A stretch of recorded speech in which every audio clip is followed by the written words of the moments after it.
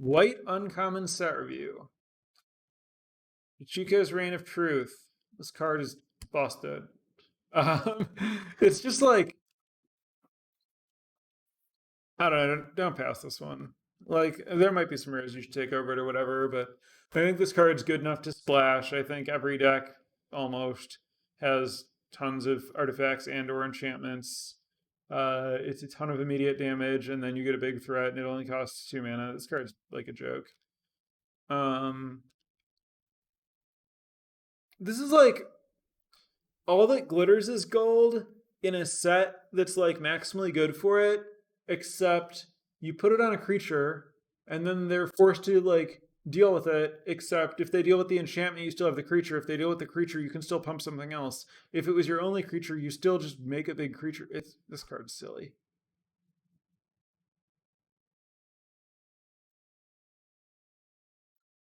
Touch the Spirit Realm. This is mostly an Oblivion Ring, but the channel is pretty nice. The channel is particularly good for Saga shenanigans. You can do some pretty sweet stuff with it in terms of like, I guess you can't reset a Saga at instant speed to get the effect right away because it doesn't come back until the beginning of next end step, but you can do like, all right, do some combat, get one of your guys to die to like life of Umezawa, and then like flicker your life of Umezawa to like get the -1/-1 to finish it off and stuff. But a vast majority of the time, this card is just going to be played as exile thing, but that's very good. And then a little bit of channel upside is nice. This card's great, but despite being less than 1% below Reign of Truth, I don't really think they're in the same ballpark.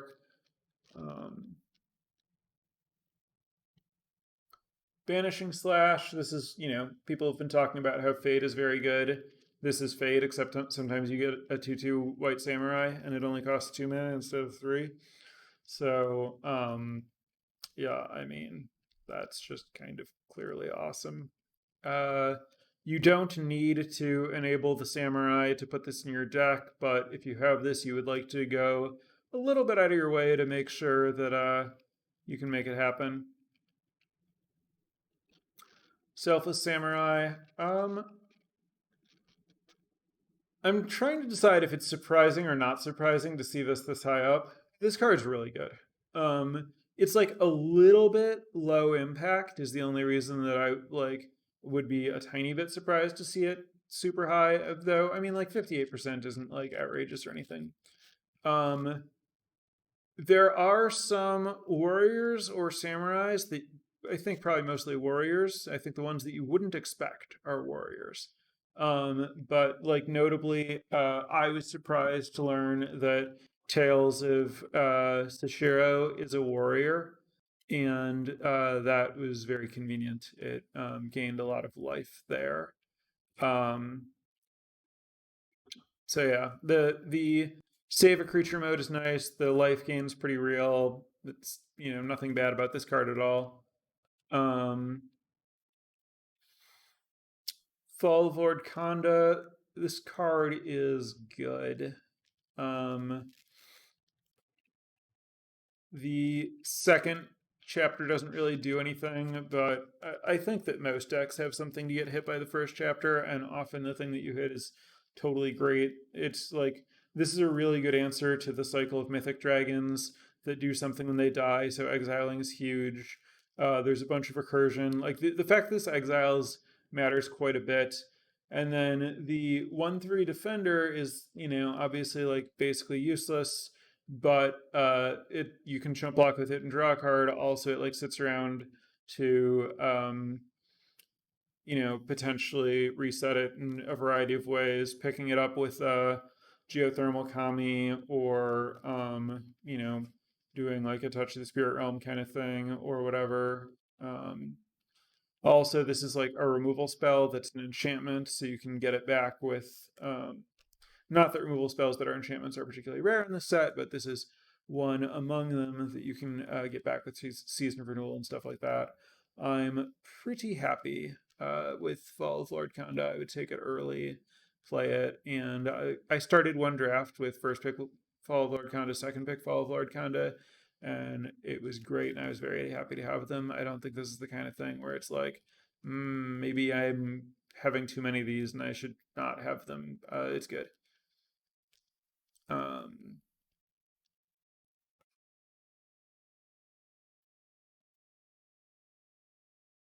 Go Shintai of Shared Purpose. This is my favorite. I had to double check to make sure I believe this, but yeah, this is my favorite shrine by itself, I think. Um, it's also totally nutty if you have multiple shrines, but this is a shrine that I'm pretty happy to just like take early, kind of look for other shrines, but if I don't get them, whatever, I'll just play this. Um, the one ones have been, you know, like basically if the one ones aren't very good, then they're chumping and you're basically like spending 1 mana to lock down their best ground creature. And then if the game is stalled at all, you're like actually gaining 1/1s over time, and then your opponent's like in real trouble. Like they have to figure out some way to turn the corner and get through those 1/1s or kill you in the air or something. This card is like not amazing. It is kind of, slow and not super high impact by itself, but it does enough to play if it's your only shrine. Um, there's a suggestion that its stats might be hurt by people messing up their deck trying to go nuts with shrines, and the stats support that theory. It has a substantially lower game played win rate than game in hand win rate. So I do think that the anomalously low game played win rate is indicative of uh, that, which is to say, don't go too far to your way to like get shrine crazy. If you see this thing, you can just play it straight up and don't worry about it. Skyblast Samurai. This has, you know, average plus stats. I think it's an average plus card. You don't want to play it unless you are pretty enchantmenty. If you're pretty enchantmenty, it's like a solid body, but nothing special, just because like it's pretty easy to kill an expensive enchantment creature, and it's not giving you any kind of like extra value or anything. Like it's a fine, you know, castable large flyer that can win the game, but it's like I'd rather have a good saga or something. This is just like fine random threat, but pretty replaceable to me. Um, Born to Drive, I have maybe seen cast like once. I've never had it. Its stats look it. This is so interestingly. This it has an even lower game played win percentage than the Shrine, while having kind of like a normal win rate itself. So it looks like how people are using it is good card in a bad deck.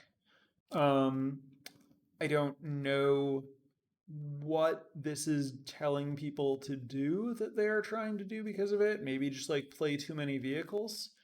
Um, I don't know for sure if like you're usually supposed to cast this or channel it. I just don't know a lot about this card. It's fine.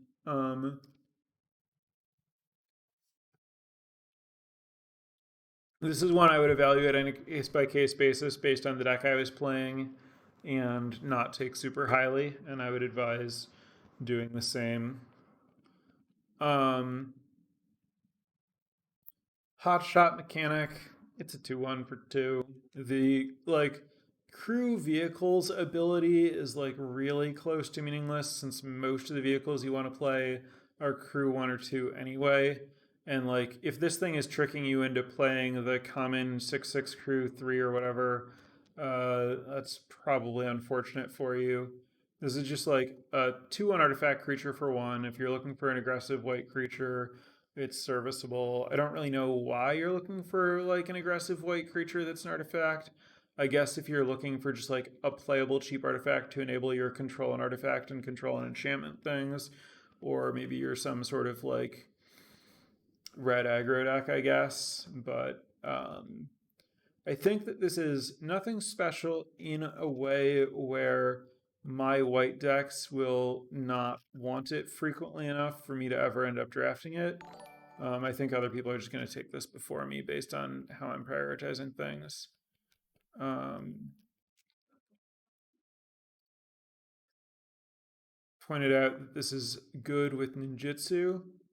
Yes, it's a playable one drop. I don't know that it's better than just like having a 1/1 flyer or whatever. Um, Very high opening hand win rate makes sense for a 2/1. Blade Blizzard Kitsune. So I kind of got tricked into thinking this thing is worse than it is by its 4-mana ninjutsu. Um, I'm not really sure what you're supposed to do with this thing's ninjutsu ability in general. I think this is just kind of fine to play by itself if you're like able to put counters on it. 2/2 double strike for 3 is fine, nothing to write home about. But if you're like doing anything to raise its power with like Reign of Truth or Tails or Preserver or like a million other cards that can put counters on things, then this thing starts to get pretty good. Um, so, yeah, I think you should not pay a lot of attention to the ninjutsu ability, but it's pretty good if you are into putting like pumping stuff up. Um,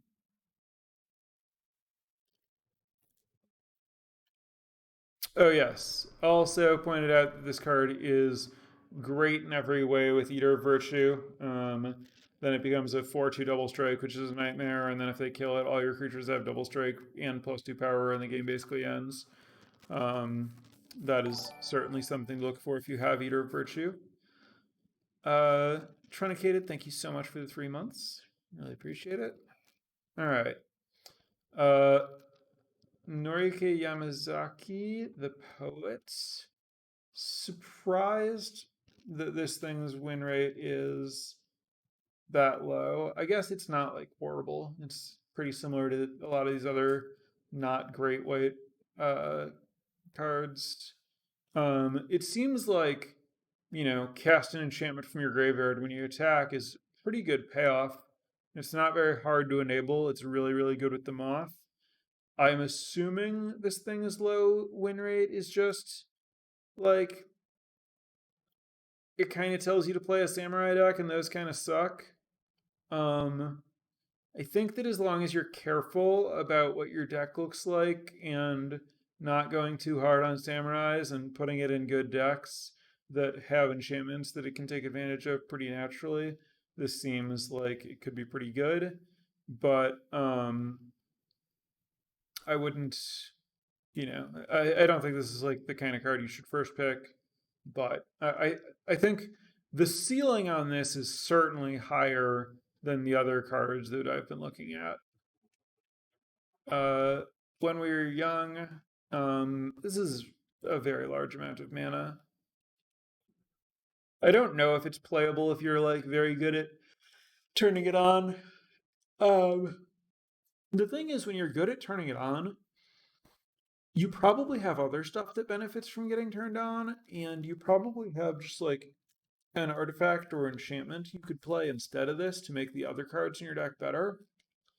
I think this is basically just like less good and less like worth trying to do than like Kami's Terrible Secrets or whatever. Um wow. Recovery unit getting kind of crushed. This card's been like a little bit scary against me. But I haven't used it yet because it is kind of like the hoop of have a creature or a vehicle with mana cost 2 or less in your graveyard is like not as easy as you might think. Like, those things just like you don't have that many of them in your deck because you should be playing sagas instead of actual creatures that cost 1 or 2. And then you need them to die, and then you need to like care about them coming back, and you need to be able to crew this thing. So, yeah, I mean, it's certainly nothing special. I could believe that it's, I haven't been tempted to play it. Um, so yeah, that checks out. Blue. See some good cards like Behold the Unspeakable. 63%. This one is like the best blue non-rare. Um, Pretty indisputably. This just does all the stuff you'd want to do. It buys you time, and then it draws you cards, and then it's giant, and it's flying, and it's in a color with ninjas, so that you can do it again. Um, I have splashed this card and advised others to splash it, even though it's double blue. The upside here is extremely high.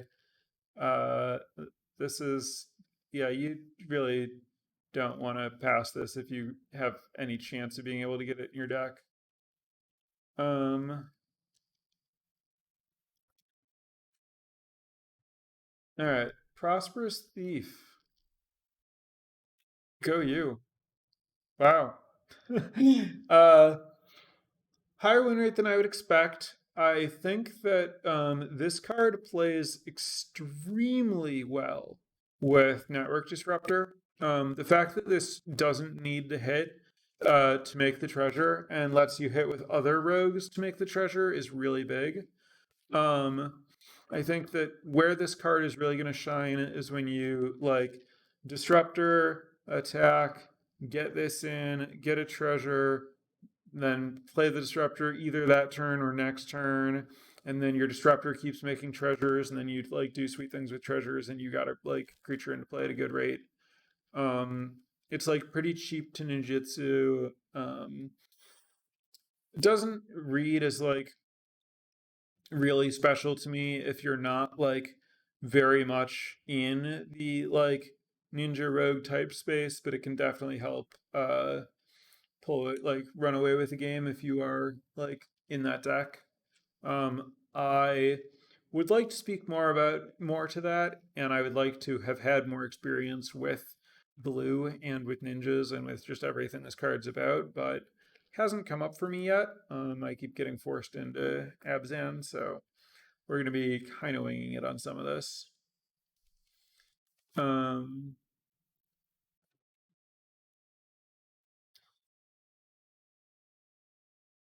this is bizarre. Goshen's I have lost wisdom being this high is just truly bizarre. I like this card well enough as an 04 flyer for 2. Um, we see the comically low game played win percentage. This is certainly a card that people are playing in their like Trainwreck Shrine decks. Um, it is funny how good this thing is at enabling ninjas. Um, and yeah, I guess really what this is saying, I guess this is less saying that Goshentai of Lost Wisdom is good and more that blues uncommons suck. It has Behold the Unspeakable and then nothing good. Which is interesting because these next couple cards actually look reasonably powerful, but we'll get to that. But yeah, you're really, if you're blue and looking for uncommons, a majority of your total equity, I would say, is in the possibility to get Behold the Unspeakable. Um, yeah, like so the third best card in blue would be 1, 2, 3, 4, 5, 6, 7, like the seventh or eighth best card or something in white.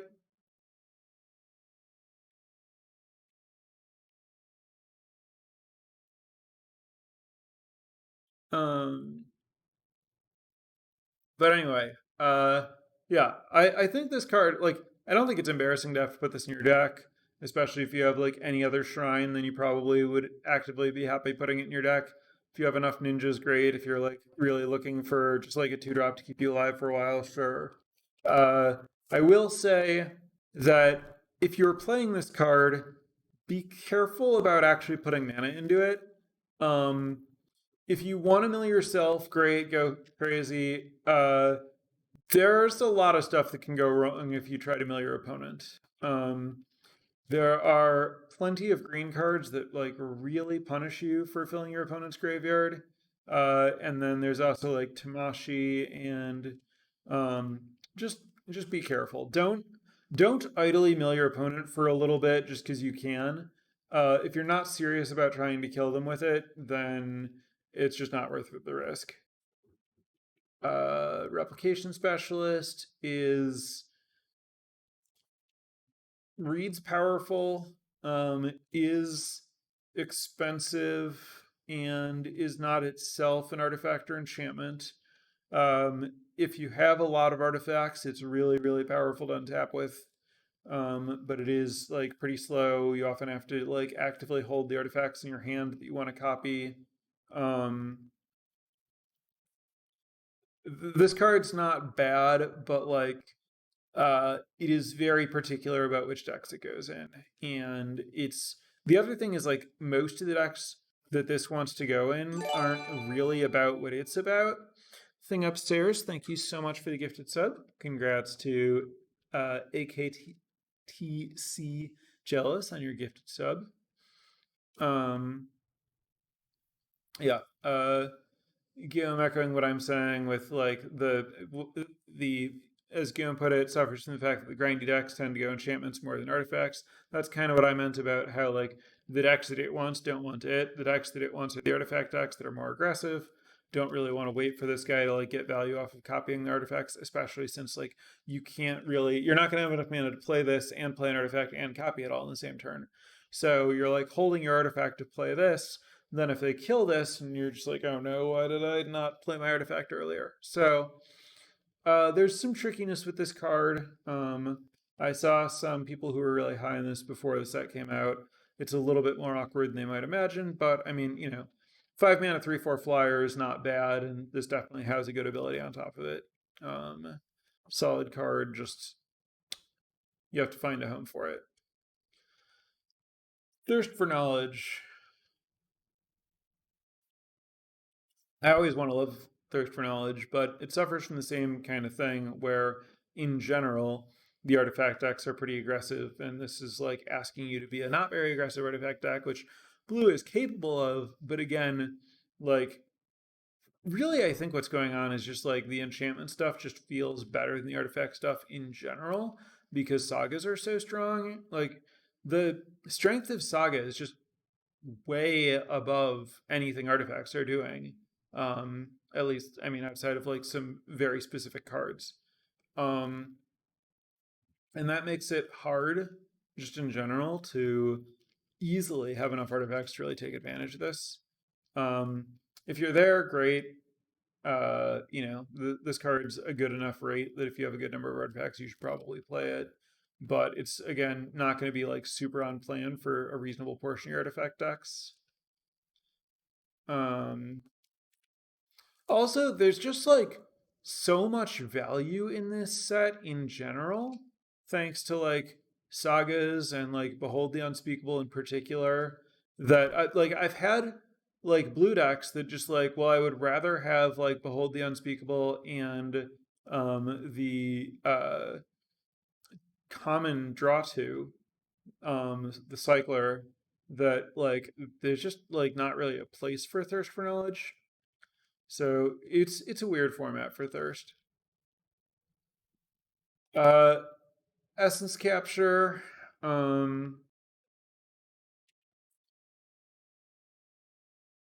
Doesn't have great stats. Suffers from the fact that this is a ninja format, and so you can't always counter creatures. Suffers even more from the fact that a large portion of the good creatures are sagas, and you can't counter them. And there aren't a lot of ways to take advantage of like having the mana up, and it's just like I think the sagas thing is a real blow for this card. Like you want to be able to pass with this and stop your opponent from like growing their board. And if they just play a saga, you're like, well, I can't use this, and you're getting further ahead, and now what? So That's the situation with Essence Capture in this format. Covert Technician. This is basically just a bad Prosperous Thief. The fact that it has to deal the damage is a really big drawback compared to Prosperous Thief. And then like when it does, you get to like play a cheap artifact, which is just like much worse than getting a treasure that would like basically let you play the cheap artifact anyway. Like this is harder to use, less upside Prosperous Thief. I don't really know what's going on with both of these cards existing. Feels like a all right, what kinds of like blue effects can we think of, and like just kind of insufficient differentiation there. Mobilizer mech. Crew 3 is a big ask. That's what I have to say about this card. Acquisition Octopus. Given how low Catgeist's stats were, I'm not that surprised that this card's stats aren't great. This seems like it should be pretty good. Maybe I'm just remembering like the glory days of formats where Scroll Thief was nice. Like, AFR has the like 3/2 Scroll Thief guy who didn't really seem like anything special, but that's because blue is bad there. Yeah, the Thieving Otter, I guess, is the card this is most comparable to, just Thieving Otter with upside, but baseline Thieving Otter just feels like it's not what it used to be. I don't know. Thieving Otter wasn't really that great anyway. The reconfigure here is obviously nice, but again, it kind of the same situation as Thirst for Knowledge. Card draw just like doesn't feel that special in this format.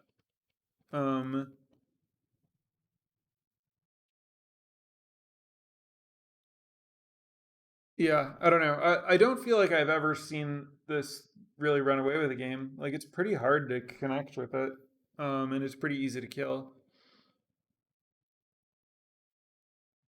Futurist Operative. I don't really. This is a weird card. It. I don't know if it's better than just a vanilla 3/4. It might be, but not reliably. This the fact that this has like bad types and costs a ton of mana to use reads as something that I have not seen any decks I would want to put it in.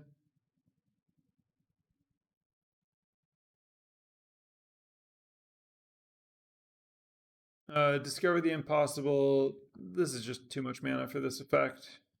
Um, that's all. Awakened Awareness. This is just a bad, and this is just not good. The things that this is doing are not things that I want to do.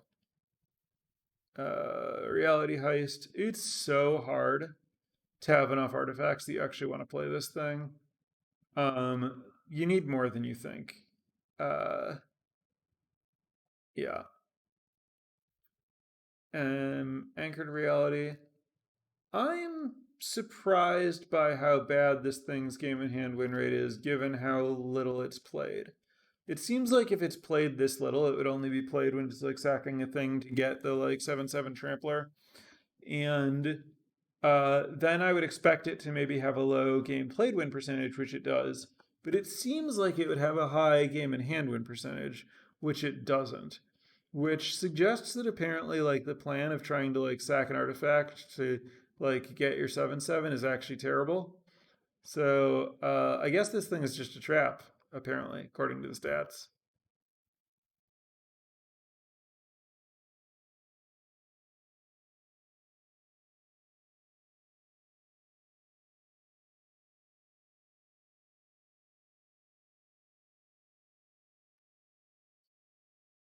How many artifacts do you need for heist? I don't know, a ridiculous number.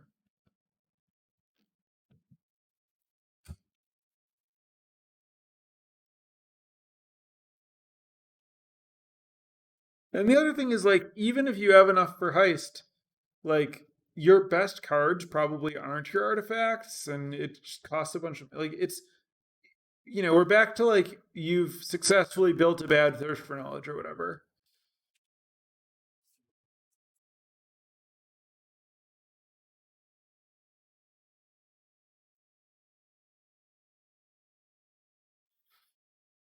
All right, black. Now we get some bangers. Um,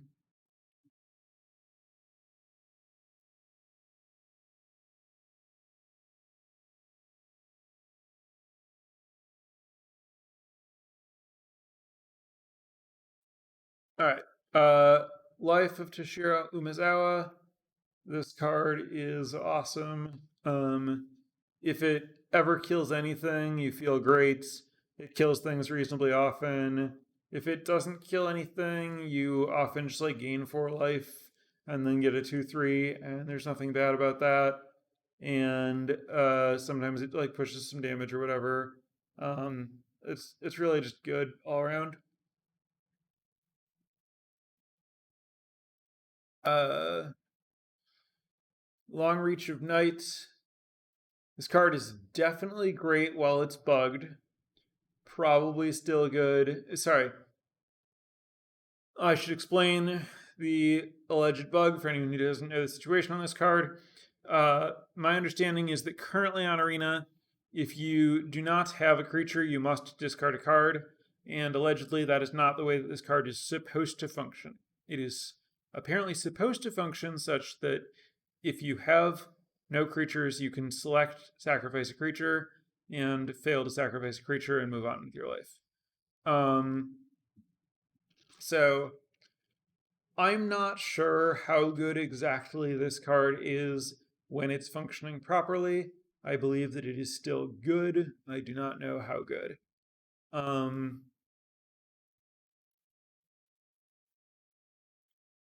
Gravelighter. This card's like, I'm still a little surprised that the stats are um as good as they are for this card. This card is like pretty clearly great if you have like Virus Beetle. Anytime you're like sacking something trivial and your opponent sacrificing something real and you're getting a 2/2 flyer, it's pretty nice.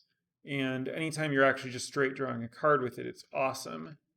Um, Chat points out that it's good with ninjas, which is very true. Like getting multiple activations of this thing, getting a flyer to get your ninjas through. I probably have not been evaluating this properly for like, in terms of trying to figure out what's going on with its stats. I think I haven't thought enough about ninjas. I think that a large part of this thing's value probably is with ninjas.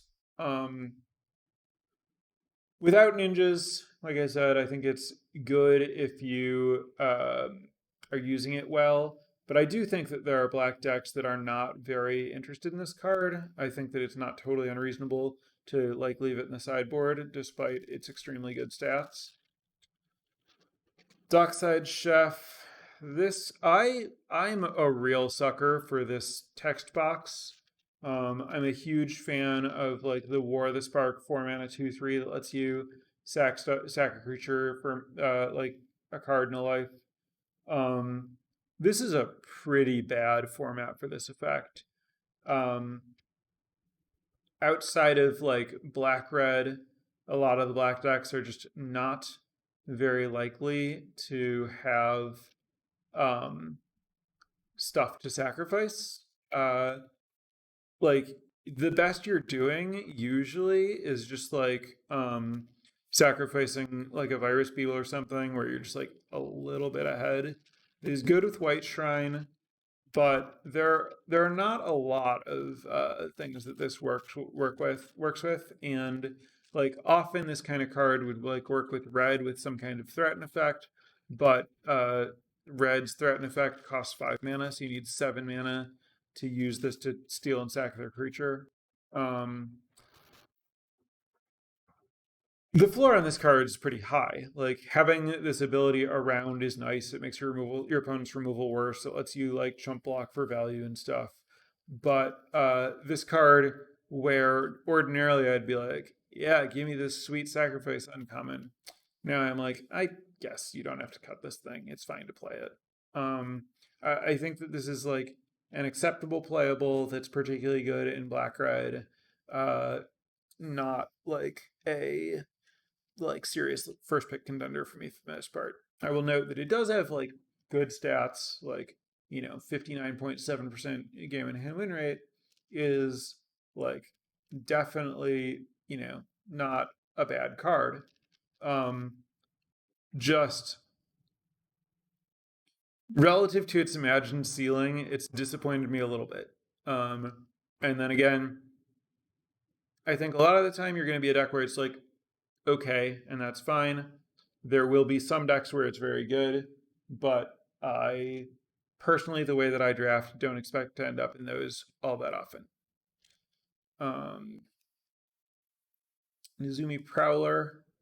I have very little experience with this card. I think it's probably pretty awesome if you're like dedicated ninjas and then like okay in other decks. Its stats are good. Its text box is like pretty nice for like alpha striking, and then you get a thing through, and then you like kill the like big blocker that they had that made your alpha strike look bad. Yeah. Does a lot of like good stuff. Yeah, man, I agree with chat. It's like pretty easy to set up.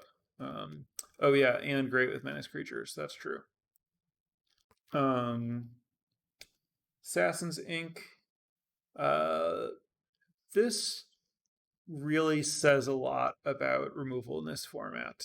58.3%. There's nothing wrong with this removal spell. This is like, usually going to cost 3 mana. So this is basically Hero's Downfall, and it's a solid common as far as like its win rate. But really far like often Hero's Downfall would be like black's best uncommon, and here we see like 5 cards above it, and this is why, or well, it's not, my reason isn't motivated by this, but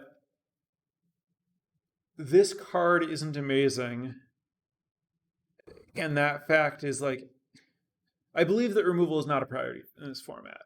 Like, it's good to have, but I'm not worried if my deck like doesn't have enough, and there's not like some threshold I'm trying to hit, and like in Vow, I literally just like was sad anytime I had to pass any removal spell, and I was like, I want my deck to just be like all card draw and removal. In this format, I'm just like,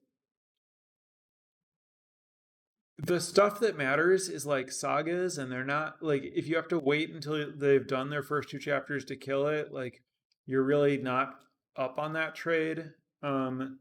And I mostly feel like I want to just like enable my own synergies rather than trying to like break up my opponent's synergies. And my opponent's bombs aren't so bomby that I have to answer them. And if they are, this isn't even necessarily a good answer to them. Like destroying your opponent's mythic dragon and letting them get the death trigger is not a good exchange for you. And like, killing the unspeakable after they play Behold the Unspeakable, like, is not a good exchange for you. Yeah. So this card's fine, but removal's nothing special in this format. Leech Gauntlet. 2/2 lifelinks for 2 are always good. Reconfigure makes this better, but at the end of the day, it's mostly a 2/2 lifelink for 2. And that's not bad. Hidden Cruelty. Be careful when you're playing this. If you have 2 shrines and you kill your opponent's creatures, you don't want to just like snap off, yeah, pay a mana, because you will kill your shrine. I did that once. It wasn't great. I won that game anyway. That was funny. This is fine. It certainly doesn't feel as good in this, like the Scavenger, the 2/3 Death Touch for 4 that ate something from the graveyard to drain your opponent for 2 in Vow felt like a stronger card than this. Like its ability is nothing special unless you have other shrines. Basically, like pick off their one toughness creature or whatever, and then they have to like find a way to answer this before they play another one. Once you get multiple shrines going, this is like pretty good, but that's not going to happen that often. Um, and then it's just like 2/2 death touch for 4 is not embarrassing. Maybe a little embarrassing, but like not super embarrassing. Uh, I don't think you should like first pick this card and move into shrines or anything. It's a fine like also ran, but like it's a fine also ran, and if you already have a shrine, you should probably pick it up. But it's nothing special. I will say, um, I haven't mentioned it yet, but the 5 mana 3/2 that tutors for a shrine or aura, its existence makes this card a lot better. That card is at its best when it can find a shrine or aura, like when you have both in your deck, and when that aura is a removal spell, such that you can find either a threat or a removal spell.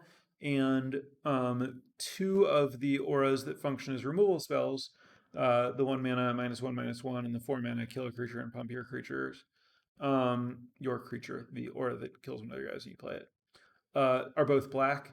So like having a black shrine to enable the 3/2 is like some appreciable extra value. Um, so that's like a little boon for this card. Something to keep in mind. Silencer.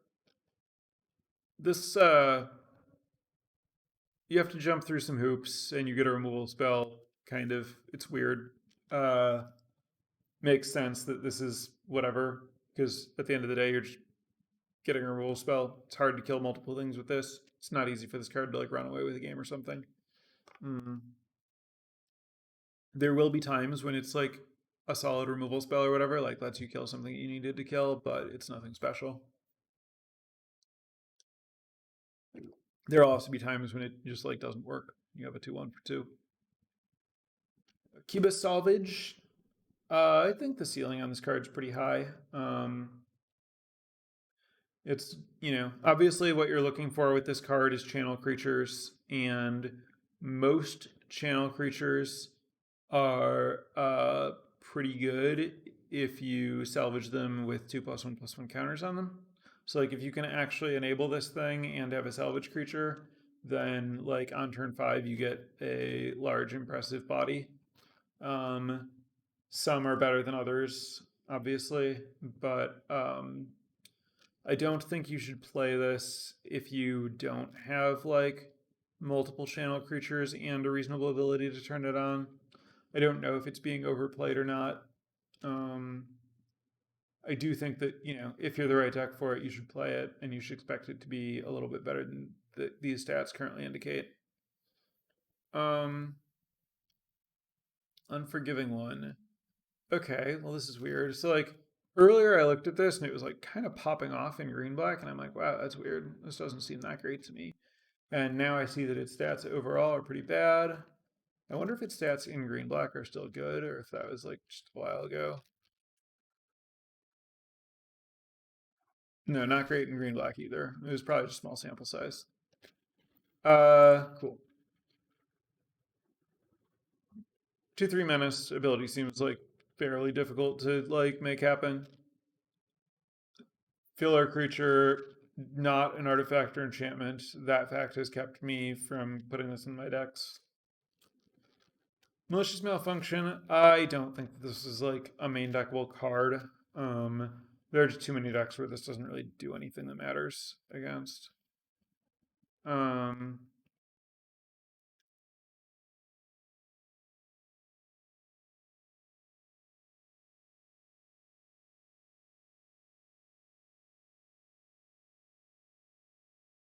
Enormous Energy Blade is just kind of obviously awful. I really don't understand why this card is as bad as it is. It's just like a lot of mana, and then the fact that you have to tap the creature so you can't attack immediately. There's really nothing going on here that you should be interested in. No, I get it. Like, I get that it's a top down, but like, it could have just cost one in a black or whatever if they wanted it to be like kind of interesting or whatever. And I mean, I get it. Sometimes they're bad cards, whatever. Um,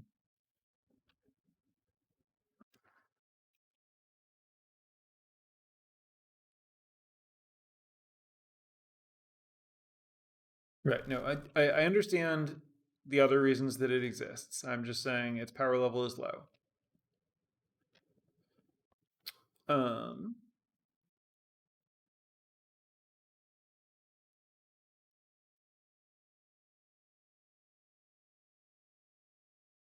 anyway, hey Resto, I'm good. Um, hope you are too. All right. On to red. Twin shot sniper. Uh, yep. This is the best red card. I mean, common or uncommon. Uh, it has a lot of modality and implied value and ability to be ninjutsu or whatever. Um, this is certainly like I would say that this is like the most likely card to get me into red, but I'd probably intend to just splash it, you know?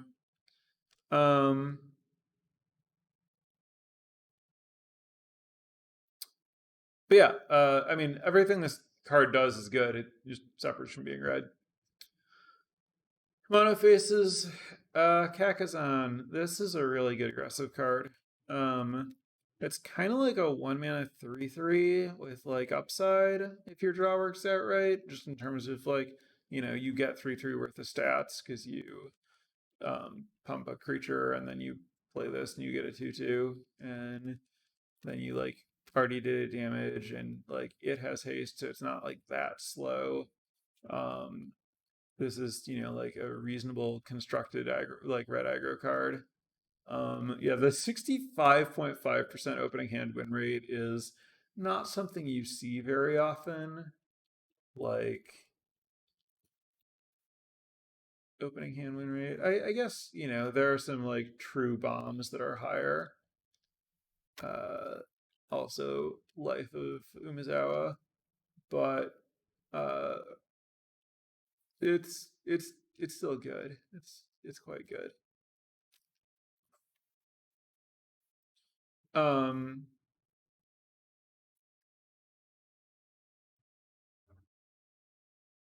wait, oh, there we go. Yeah. Anyway, yeah. Um, this if I were trying to experiment with red aggro, this card would be a great card to convince me to be like, all right, well, I'll just take this and try to be red aggro and see what happens. I haven't done it, so I can't speak to like how likely it is to work or anything. If red aggro is good, and I don't know that it isn't, this is a really good way to get into it and a good reason to be it, and like an awesome card in it. Smelter. This is one of the few red cards I've actually played. I think it's very good if your deck is doing its thing. It's like not that hard to enable, and its fail state is still a 2 mana 2/2. And this really can put a lot of pressure out. And if your opponent like arrests one of your artifacts or something, it's awesome. Just like sack it and smash them with a 3/1. I like this card. Seismic Wave. Some people are really into this card. 56.8% game in hand win rate. That seems about right for it. I its ceiling is really high, but there are a lot of large creatures in this format and a lot of decks where like only their large creatures matter, and sometimes this struggles to do anything. Uh, Other times it's awesome. It's like definitely awkward in that like the decks that have the most small creatures kind of have the most artifacts, and so it fails to like actually work in the spots where it would be best, which I think is kind of how I was able to like have this design at all. Um, yeah, I do think that just like the common 3 damage Kami Flare card is better than this card. but it's, a playable removal spell in red. Rabbit Battery. I believe that I like this card a lot more than Seismic Wave. If I were, I mean, like, Seismic Wave is more likely to fit in the kind of deck I draft, just like in general. But I think that if I were drafting red, I would want to try to be doing like a real red aggro thing, and this would be a great card in that deck. Works if you're doing like, works really well when you're trying to modify creatures, and then also just like works well in generic like artifact aggro. Um, yeah, this card, like all of its numbers are just very good. Like this card is just a really good rate for what it does. If red aggro is remotely real, then this is like a really good way to like get into it. Um, Reinforced Ronin. Uh, yeah, I mean, has a lot of synergies, gives you decent damage output. Another just like clear good card for red aggro. Um, it like kind of like turns off and sucks at blocking, but then you can just cycle it. Um, I think that if your deck isn't like very aggressive and into its synergies and stuff, you probably shouldn't be playing it. But I think that it is, um, you know, a card that potentially does some legit things. It is true that its game in hand win rate is likely messed up due to how it functions, and its game played win rate is pretty low. I don't know if that points to the deck that wants this sucks and leaning into its synergies is bad, or if it suggests that like the card isn't very good. I'm certainly speaking just from theory in terms of like, oh, this has some stuff that it works with. I have never played it. I've certainly never been like troubled by my opponent having it. So it could just be bad. I will be able to have stronger opinions about this after having like drafted red a few times. Um, Flame Discharge. It's a removal spell. It's like not a bad removal spell. It's not a great removal spell. Its stats are replacement-ish card, which is what a like fine removal spell feels like it should be. Bronze Plate Boar. This seems like a replaceable dude if you are artifact aggro, and it looks like that. Usurper Renegade. Yeah, you have to jump through a lot of hoops, and what you get's not that impressive, and the deck that's like trying to do this isn't that impressive, so you'll know it if you want this thing, and you shouldn't take it early. Yamazaki, this is, like the white one. Artifact instead of enchantment. A little bit worse, probably, but not all that much. But being red is worse than being white. Um, I don't know. Samurai stuff. Samurai stuff doesn't seem very good. This is a hill giant. That's another way of looking at it, I suppose. Tempered in Solitude. Uh, that is a pretty low game in hand win rate. I have been skeptical about trying this card myself. I have lost to it when combined with flyers. I think its ceiling is probably playable if you have like a good number of evasive creatures, but I would certainly exercise caution about playing red or putting this in my deck if I am red. Ghost Shintai of Ancient Wars. Uh, Red doesn't splash very well, so this doesn't like do the shrine thing well outside of as a splash, and then there aren't that many red cards you want to splash. And it's not like once you're splashing, you're happy to just splash any number of colors, so there's some awkwardness there. 3 mana 2/2 first strike that kind of like bashes your opponent for a bit is okay, but red's not really looking for enchantment creatures most of the time. Um, So yeah, makes sense. This isn't impressive. Uh, Dragon Spark Reactor. I think the most surprising thing about Dragon Spark Reactor is that its opening hand win rate is somehow below its overall win rate. That's really baffling. Like, you would expect that with Dragon Spark Reactor, like, the cost of doing business is that it's a bad top deck and you're just like hoping you draw it early. But apparently it just like sucks to play it on turn 2 because you'd rather play a creature. So that's kind of funny. Um I do think that this is like okay if you have the red and black uncommon. Um but like you need to have the red black uncommon like in play, not just like in your deck. So you might need multiples of them. So that's an issue. I wasn't really sure about this card. Looks like the stats are bad. Let's move on. By the way, red, not great.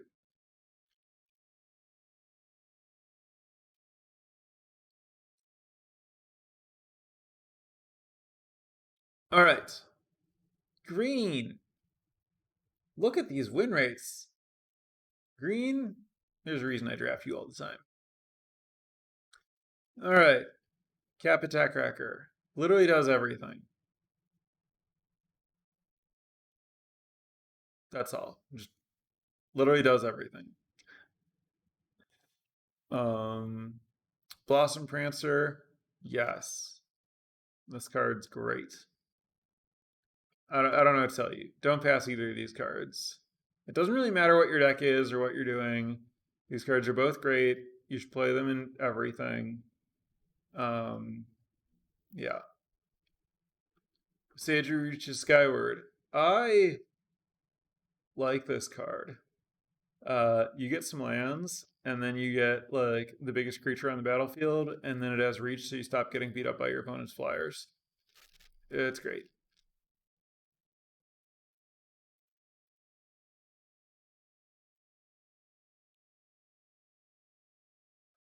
Oh yeah, Tech Wrecker does exile. Why does this thing exile? That's messed up.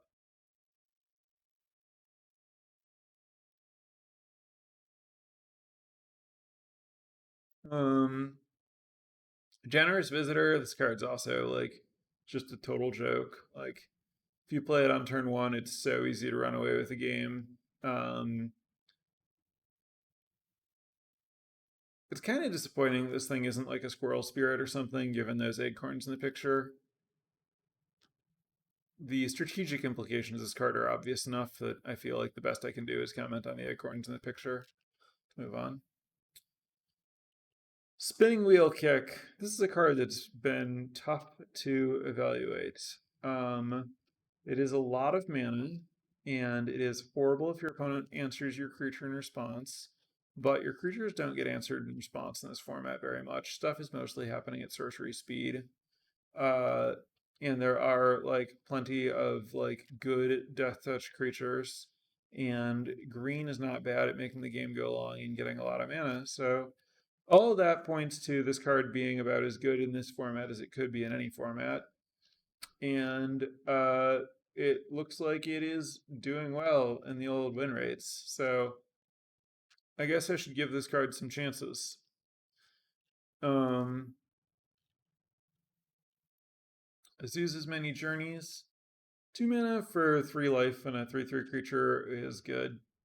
Um, I don't think this card's like amazing. I'm just like happy to play any number of them. I had 3 in my last deck and went 7-0.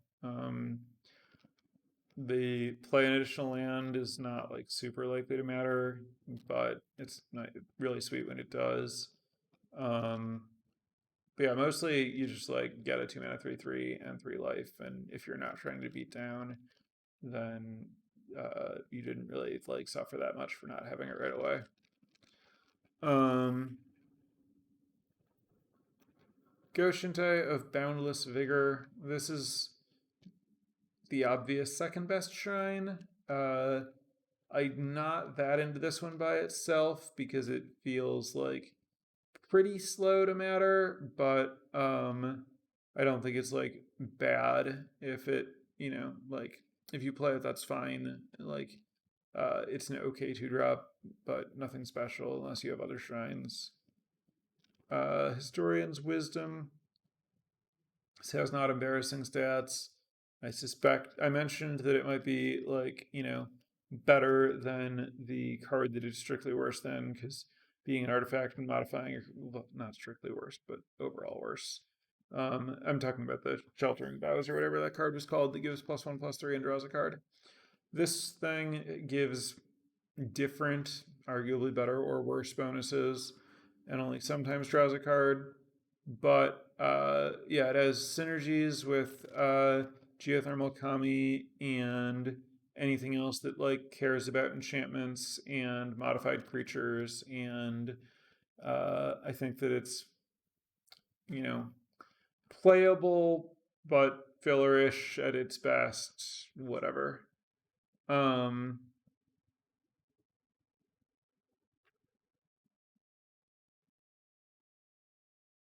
Bunubaseju. This card is hard to evaluate. Its ceiling is so high. Um, but it is just like not great on like a 2-drop or whatever if that's all you have.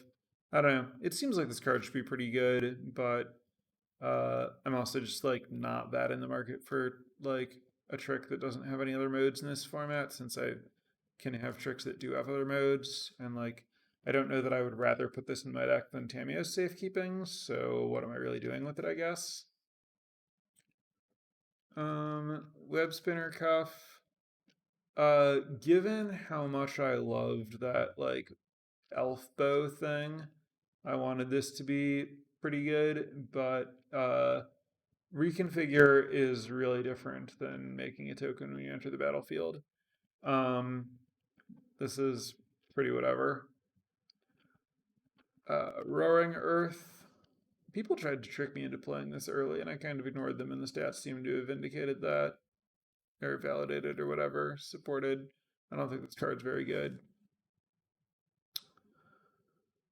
Merge Keeper. Yeah. Uh, there's a common that you can play that basically does this. Like, you can, do some work and get more mana out of this, but I don't really know why you care to. This thing's really nothing special. It's weird that it exists. It's weird that it's like not more different than the common. Um, Storyweave, apparently not the right trick. I almost played a couple of them and then didn't. Uh, I think that like the saga thing is mostly awkward to use. Like you have to try to like, use it like for like really weird tricks or defensively to like ambush someone with a saga. But like you usually want to use tricks in like aggressive decks and like use them aggressively. So it's hard for this to be a lot better than like the first mode. Like the second mode is just kind of weird. Um yeah, so I think that this is just like ends up being worse than a lot of the other tricks that exist that are probably better. Um Multicolor. Chukai Naturalist. I'm a fan. 2/2 lifelink with good types and meaningful upside. Let's go. Gloom Shrieker. I think this card's better than Chukai Naturalist. Its stats are worse. I still think the thing that I said.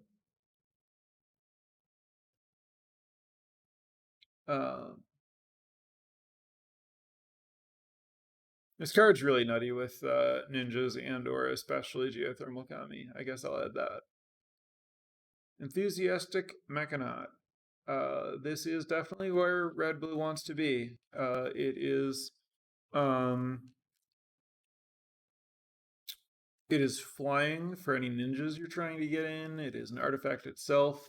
It is a good aggressive card. It makes your other stuff cheaper. I don't know how good blue red is, but I do know that it wants this.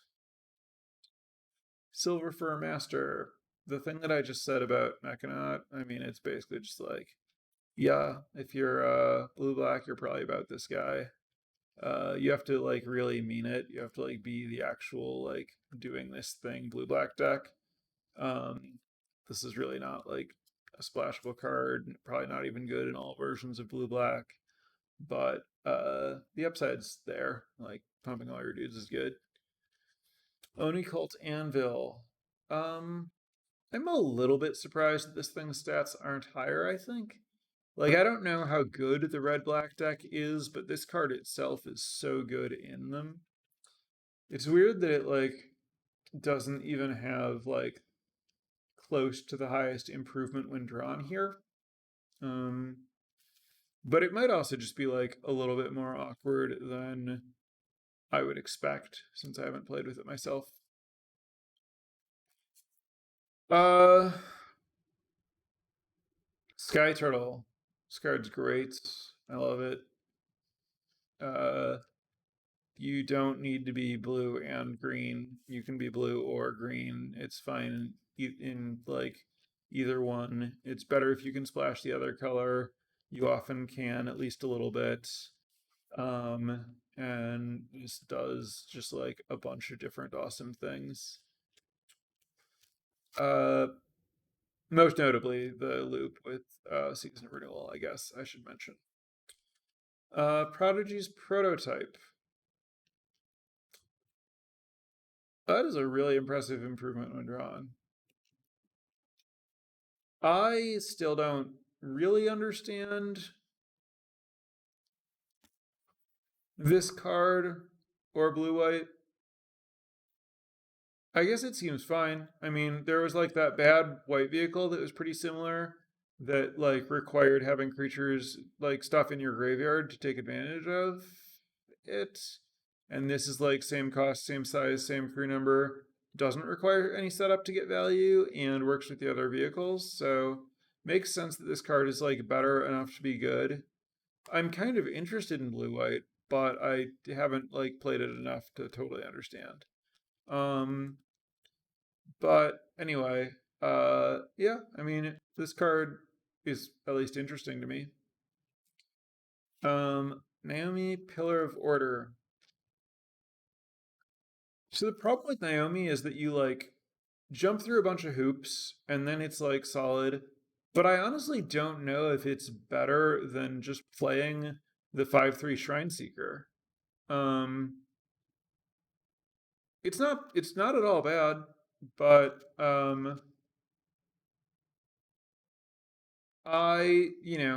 always try to table it if I'm playing a deck that might want to cast it because I'm not that attached to having it. Um, it's like part of the issue is that 4/4 is kind of like easily outclassed in this format, and then it itself doesn't have good types. Whereas like the 3/2 has like good types and like actually great types because it's an artifact and gets you an enchantment. Um, yeah, I mean, I have certainly had success with this card, but my take on it is that it's like I think that it is not that different in power level from the 3/2. If your deck is supporting the 3/2, and I think your black white deck usually is. Body Figure, thanks for the follow. Invigorating Hot Spring. Never played it. Seems like it would be strong at doing the thing red green's trying to do, but that would involve playing red and not trying to do the artifact thing. And I don't really understand how the red cards are supposed to work with the green cards. It kind of looks like you're supposed to just put all the bad green cards in your deck, but like I don't want to put the bad green cards in my deck, which means I think that I just like play green and splash a few red cards, and this card doesn't make much sense. Um, Sorry, Captain. Looks like this is a card that's tricking people into trying to like just actually do samurais exactly as they tell you they should work, and apparently that is not what you should do. So, uh, boo this guy.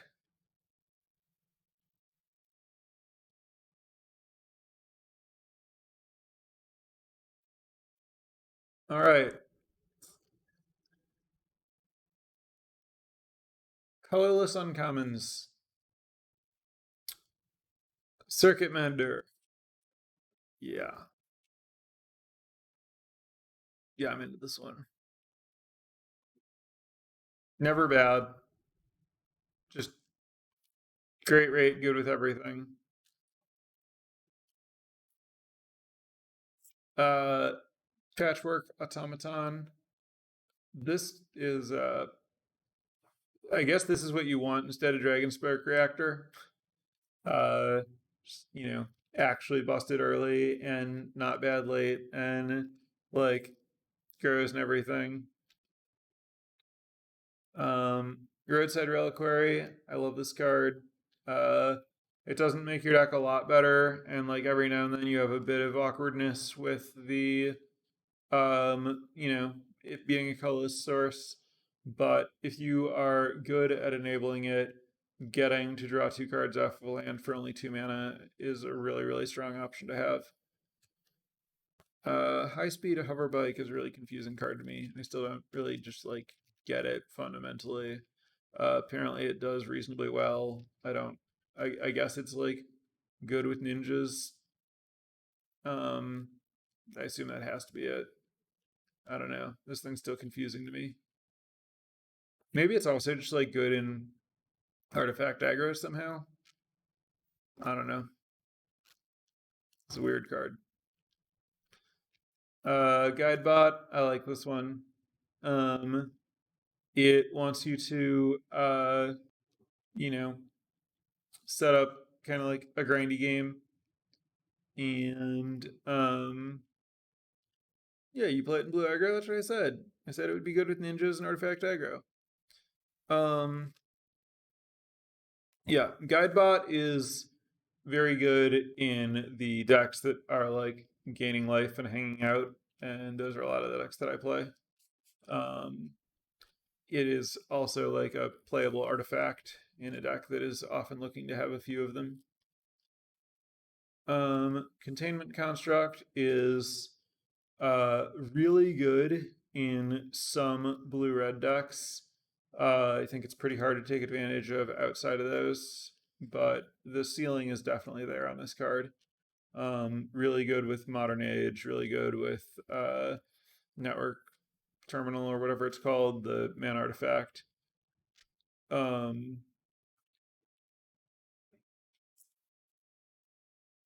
yeah, very good with the cycling draw 2 card. This has enough like stuff to actually work with. Walking Skyscraper, I would have expected this card to have slightly better stats than it does. Modifying creatures in general is not like a great thing to like build your deck around, but I haven't found this thing too hard to cast, but maybe that was a fluke. Um,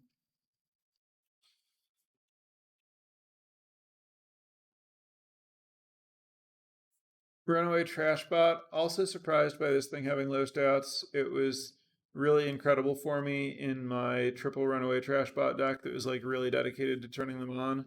But that deck did have like a lot of just like that deck was really as good as you can be at turning them on. The ceiling on this card is there. I'm sure of it. I've seen it myself. They were amazing. But I've also then played them in other decks where it was just like, I have a pretty high artifact and enchantment count. I assume this will be fine. And it usually was just like a 1/2 or I mean a 1/4 or 2/4 or something. That's like, fine for 3 mana, but nothing special. I think you need to be careful that you're like actually enabling this and not just like that you have a bunch of artifacts or enchantments in your deck, but like that you're actually like going through your deck in some way. Um, if you want it to be really impressive. If you're just like playing it in white black because it's going to have some power and it's an artifact, like that's fine. But if you want it to just like actually beat people up, you need to be like drawing cards and putting them in your graveyard and stuff. Uh, I don't really know why you would play Secluded Courtyard. I am surprised that Mech Hanger is much worse than Secluded Courtyard. Yeah, that's weird. It would not appear that putting bronze cudgels in your deck is a good idea. I don't. If there are exceptions to that, I don't know what they would look like. I guess maybe if you have a lot of flyers, you could try it out. This card's kind of weird and hard to evaluate. But Guillaume says Sultan Ninjas. I don't know if that's true or not, but I do think that if I were to play it, I would want to have some flyers. Raito Sentinel. The only time it felt like I should play this was when I had 3 runaway trash bots. Defender's not the best ability. You like the dream that this card is suggesting is not very real. Whatever you think that dream is, there are better ways to do whatever you think you're trying to accomplish with this. Unless it's powering out unless it's like literally you're taking advantage of your graveyard in a meaningful way, I guess. Oh, the Cavern of Souls land. Okay, Secluded Courtyard. The suggestion is that you should play this in a 3-color ninja deck. That might be true. I've never looked into it. All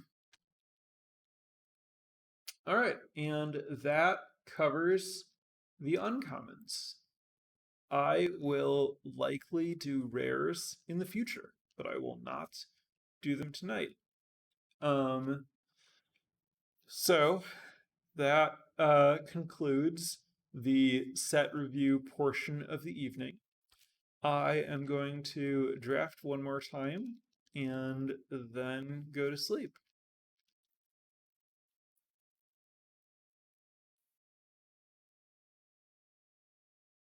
I'm going to grab some water first.